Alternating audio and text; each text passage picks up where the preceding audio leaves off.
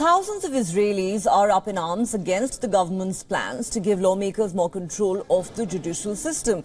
Prime Minister Benjamin Netanyahu and his allies say the reforms are crucial for the country. The government has been citing an imbalance that has given judges too much power over elected officials. Critics, notably on the right, have argued that Israel's top court judges have exceeded their authority by claiming the right to strike down legislations.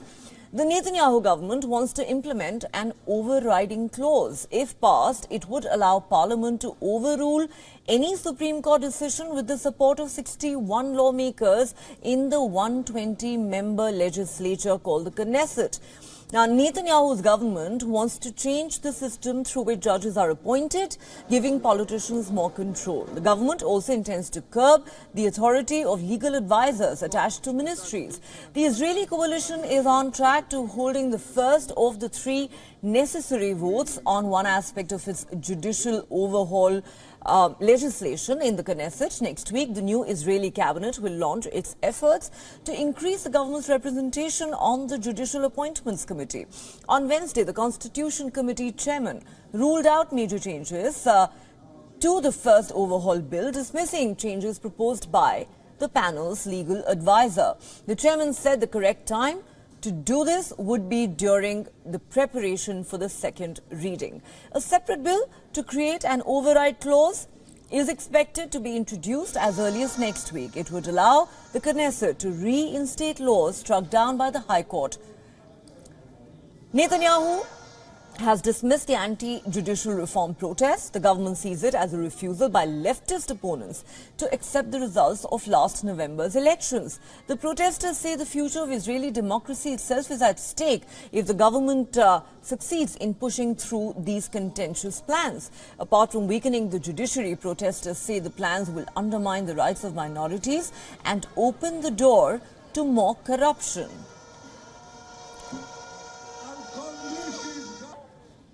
For more on this story, we're now joined by our correspondent Jody Cohen. Jody, of course, the government has completely ruled out taking back this contentious legislation. They are determined that they're going to push it through the Knesset. What can we now expect in terms of the passage of this contentious bill? Of course, the protests are still continuing throughout the country. Absolutely. So Simcha Rothman is chair of the Knesset, or Parliament's Constitution, Law and Justice Committee. He's ruled out making changes to the first judicial reform bill at this stage. Remember, amendments had been proposed by the committee's legal advisor, and Rothman said he believed that the correct time to incorporate changes is at the second reading on the Knesset floor. But what has changed is that the judicial reform plan has been divided now into three. The coalition says that's to enable discussion on each clause. The opposition says it's to weaken public protests. Rothman said that the first bill is looking to reshuffle the 9-person Judicial Selection Committee, dividing representation equally between Parliament, including opposition, government and judiciary. But critics say that in effect this weakens the judiciary and strengthens the government's influence on appointing judges. The bill, which would be a basic law itself, would also prevent courts from passing judgments on basic laws. There's no timeline yet for another bill to cancel the judicial test of reasonableness. But as you said, the most controversial bill is to create the parliamentary override of the court's override, and that's expected to be introduced to Parliament possibly next week. All right. Also, Jody, fact of the matter is that while the opposition may be leading these protests, now it seems to have become a movement across the country with many ordinary citizens participating. But given the process that's underway in the Knesset, what are the options before the opposition currently? I think the opposition is taking a three-pronged approach.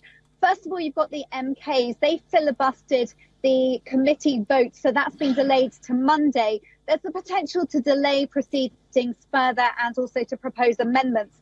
Secondly, you've got, as you said, the public protests. We're seeing about 100,000 people coming out each week onto the streets to protest, and also a call for a general strike on Monday. And then thirdly, you've got the professional protests, in particular the warnings from lawyers and economists against the proposed changes. Now, President Herzog also has called for a pause and a committee to examine the issues and to try and build consensus.